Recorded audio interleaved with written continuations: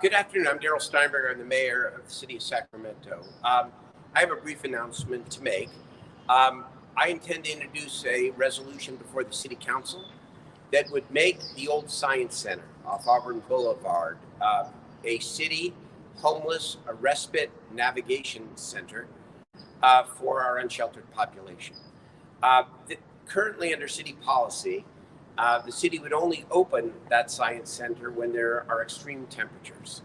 And I believe it is important that we make a commitment to opening up that center every day for the tremendous and ongoing problem that we have here in the city and the county of Sacramento.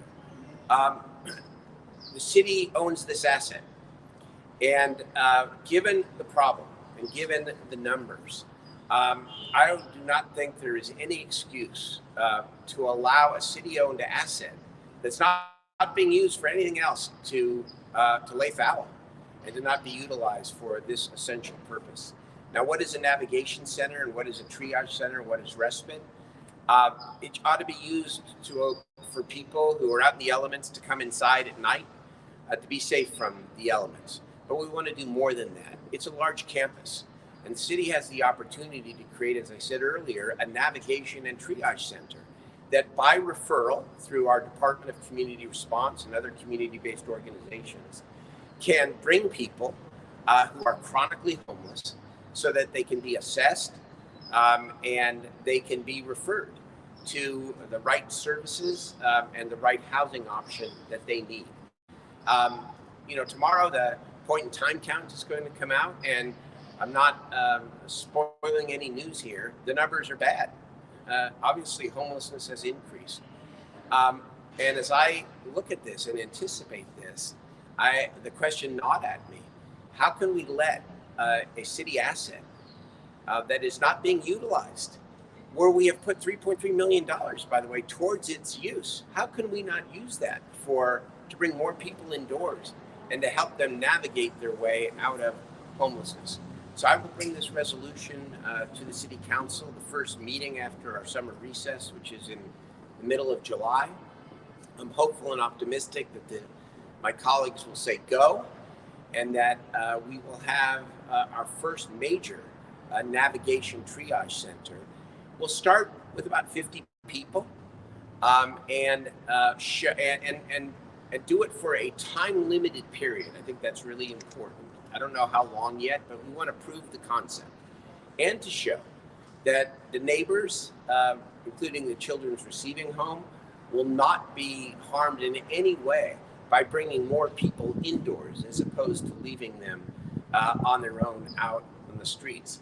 I talked to the executive director of the children's receiving home. I'm going to meet with the board this week, and I look forward to addressing their concerns, but mostly to come to an understanding and agreement with them about security, about protocol for what happens if a child from the receiving home were to come onto the campus. All the questions that have been asked, let's answer them and let's move forward.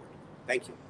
How soon do you think you get this going? Well, I think we already have a contract with Hope Cooperative, which is one of the very best providers in the entire city. We think we can get going within 30 days. That's what they tell us. And again, we don't have to build anything. It's out there. So it's time. Again, good conscience does not allow us to allow a city-owned asset to lay fallow, and we won't do it. This is a staffing thing, right? We have to build up the staff, right? It's contracted staff through Hope Cooperative. We're going to pay for it through our variety of federal, state, and local funds. We've put hundreds of millions of dollars towards homelessness. The city, by the way, when I started, we had less than 100 shelter beds or safe ground sites every night in the city. We're now up to over 1,100 a night. And yet the problem has grown worse. The problem has grown worse. We're not a health and human services agency. We don't provide mental health services. We don't provide substance abuse services.